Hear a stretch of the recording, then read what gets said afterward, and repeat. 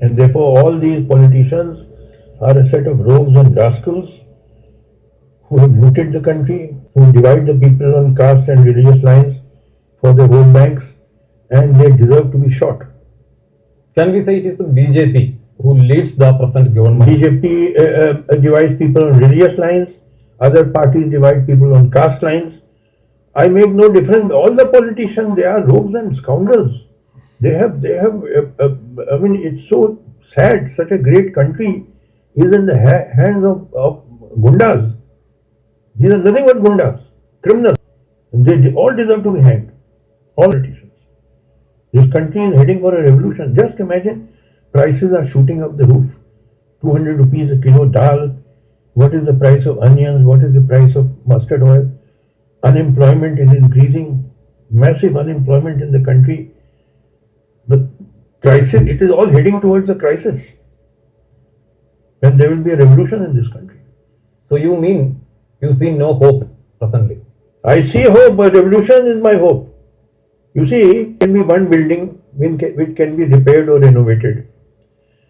There can be another building which is so dilapidated that you have to, it requires demolition and fresh construction. So, there is no construction without destruction. You have to destroy this system. It is outdated. Our constitution has exhausted itself. All our institutions have collapsed. Do we have a parliament? The whole monsoon session was washed out. Shouting, screaming, there was no business transacted. I am sure that is going to happen in the winter session and thereafter in the budget session. Parliament is finished. It will never work now. Whoever is in opposition will not allow the parliament to function. When BJP was in opposition, they did not allow parliament to function. Now, Congress and others are now, they will not allow it to. Parliament is finished. Judiciary, it takes 25-30 years to decide a case finally. Is this a judiciary or a joke?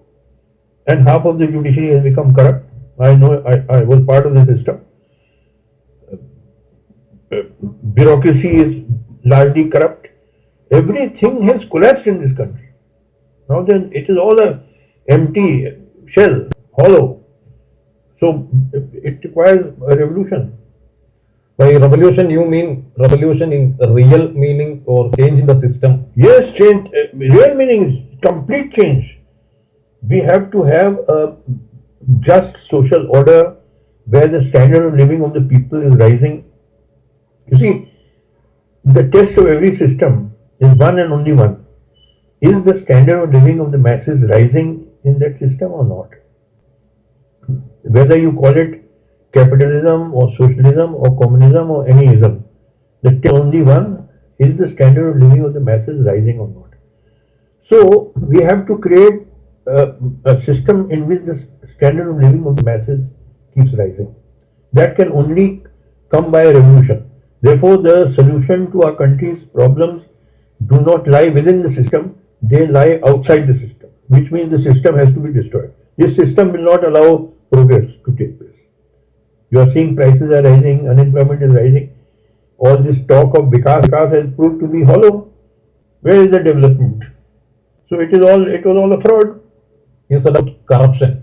Also, you discussed about communalism. What is more dangerous?